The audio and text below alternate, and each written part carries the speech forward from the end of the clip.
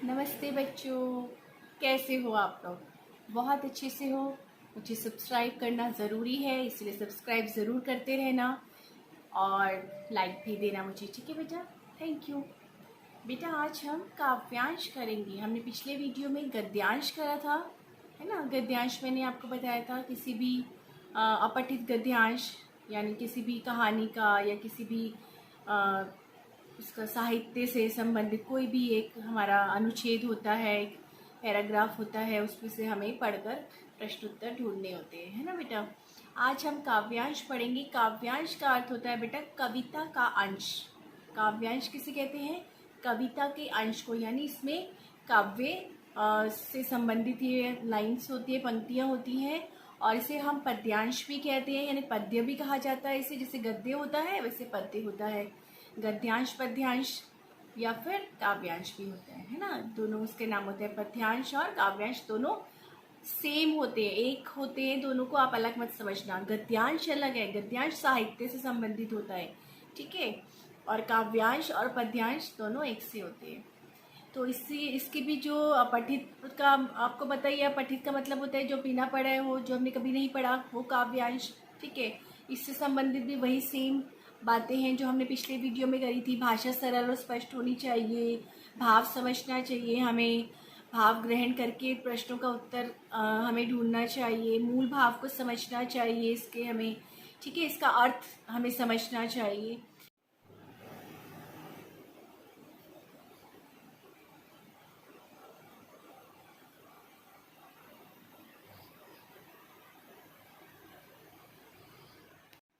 तो बेटा काव्यांश की पंक्तियाँ देखते हैं हम। खड़ा हिमालय बता रहा है डरो ना आंधी पानी में। इसका अर्थ है कि हिमालय हमें बता रहा है कि हमें डरना नहीं है, चाहे आंधी हो चाहे पानी। आंधी मतलब तूफान, पानी मतलब बारिश। डटे रहो अपने पथ पर सब संकट तूफानों में, यानी हमें सभी संकटों में अपने पथ पर डटे रहना है। अर्थात जैसे हिमालय खड़ा रहता है वैसे ही हमें आंधी तूफान में खड़े रहना है अपने पथ पर, यानी अपने मार्ग में।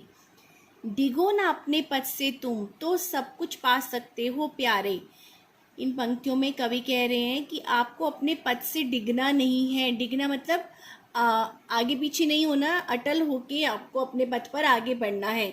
तो सब कुछ पा सकते हो प्यारे, यानी प्यारे तुम सब कुछ पा सकते हो, तुम्हारे लिए फिर कुछ भी मुश्किल नहीं है, ठीक है बेटा? तुम भी ऊंचे उठ सकते हो, छू सकते हो नभ के तारे। इनमें कवि कह रहे हैं कि तुम भी ऊंचे उठ सकते हो, यानी आप इतना ऊपर जा सकते हो कि आप नभ के, आसमान के तारों को भी छू सकते हो। अटल रहा जो अपने पथ पर लाख मुसीबत आने में। यहाँ पर कह रहे हैं कि लाख मुसीबतें आए, जो भी अपने पथ पर, पथ माने अपने मार्ग पर अटल रहा है, यानी जो भी डिगा नहीं है, हिला डुला नहीं, अटलता से अपने मार्ग पर चला है, जो मिली सफलता उसको जग में। जग में वही सफल हुआ है, वही व्यक्ति सफल हुआ है जिसने अपने लक्ष्य की ओर ध्यान रखा है। जीने में मर जाने में, चाहे वो जितने भी जीने मर जाने, यानी जितने भी सुख दुख आए हैं जीवन में, वो अपने पथ पर अटल रहा है और उसको सफलता अवश्य मिली है। जितनी भी बाधाएं आई, यानी जितनी भी मुश्किलें आई हैं उसके जीवन में, उन सबसे ही लड़ा हिमालय, यानी हिमालय जो है उन सबसे लड़ रहा है। यहाँ पर हिमालय से अर्थ है जो इंसान है, जो व्यक्ति हैं, या जो हमारे नौजवान हैं, बच्चे हैं, वो हिमालय की तरह होने चाहिए। कैसे? उनके जीवन में जितनी बाधाएं आए उन्हें अटल रहना है। इसीलिए तो जगती भर में, जगती माने संसार में, इसीलिए इस पूरे संसार में हुआ सभी से बड़ा हिमालय। इसीलिए हिमालय को सबसे बड़ा पर्वत कहा जाता है, ठीक है बेटा? इन पंक्तियों का अर्थ मैंने आपको समझा दिया है। इससे मुख्य भाव क्या निकलता है कि जो हिमालय है वो सबसे बड़ा हिमालय क्यों है? क्योंकि वो अपने पथ पर अटल रहा है, डटा हुआ है, वो अपने स्थान पर हिला डुला नहीं है। जितनी भी मुसीबतें, आंधी तूफान, बारिश, जितने भी भूकंप आए, सब कुछ आया, बाढ़ आई, लेकिन हिमालय जो है अपनी जगह पे खड़ा रहा। ऐसे ही हमें, यानी जो मनुष्य है जिसे सफलता प्राप्त करनी है, उसे अपने लक्ष्य को प्राप्त करने के लिए सभी मुसीबतों का, बाधाओं का सामना करना है और उससे उसे अटल रहना है और अपने मार्ग से भटकना नहीं है, ठीक है बेटा? भटकने को हमें वो करना है, नज़रअंदाज करना है, और अटल रहना है, अडिगता हमें वो करनी है, आगे बढ़ना है अडिगता के साथ। पहला प्रश्न देखो बेटा, जग में सफलता किसे मिली है? तो यहाँ पर आप कैसे ढूंढोगे इसका आंसर? जग में सफलता किसे मिली है? उसको जग में सफलता मिली है जो अपने पथ पर खड़ा रहा है, डट के खड़ा है अपने पथ पर। ठीक है बेटा, यहाँ पर इसका उत्तर है, लेकिन इसे आपको अपने शब्दों में, अपने वाक्यों में लिखना है। पंक्तियों की कविता है, कविता की पंक्तियां आपको नहीं उतारनी है, अपने शब्दों में वाक्य बना के लिखना है। ठीक है, कवि कहाँ डटे रहने को कह रहे हैं? तो इसका क्या अर्थ है? कवि अपने पथ पर यानी अपने लक्ष्य की ओर डटे रहने को कह रहे हैं। हिमालय सबसे बड़ा किस प्रकार हुआ? तो इसका क्या अर्थ है? हिमालय सबसे बड़ा इस प्रकार हुआ क्योंकि उसने अपने जीवन में सभी बाधाओं का सफलतापूर्वक मुकाबला किया।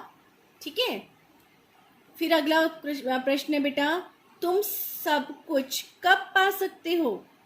यहाँ पर देखो पंक्तियों में क्या बोल रहे हैं, तुम सब कुछ कब पा सकते हो? तो कवि क्या कह रहे हैं कि आप सब कुछ तब पा सकते हो जब आप अपने लक्ष्य की ओर आगे बढ़ते जाओ और अब सभी संकटों और तूफानों का सामना करते जाओ, है ना। अपने पद से तुम सब कुछ पा सकते हो जब संकट तूफानों से आप लड़ोगे। ठीक है ना। इसके बाद देखो, काव्यांश का उचित शीर्षक दीजिए। अब मैंने आपको बताया था शीर्षक एक ना तो पूरे पंक्ति में होना चाहिए, वाक्य में भी नहीं होना चाहिए और एक शब्द में भी नहीं होना चाहिए। तो आपको इसका भाव निकालना है बेटा।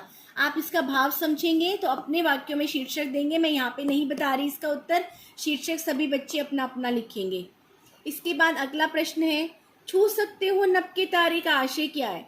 तो यहाँ पर देखो, छू सकते हो नभ के तारे का क्या आशय है? इसका मतलब है कि आप भी अपनी ऊंचाइयों को, जैसे नभ के तारे हैं, इतनी ऊंचाई पर आप भी पहुंच सकते हो, यानी अपने लक्ष्य को आप प्राप्त कर सकते हो, चाहे वो लक्ष्य कितना ही कठिन क्यों ना हो। धन्यवाद बेटा।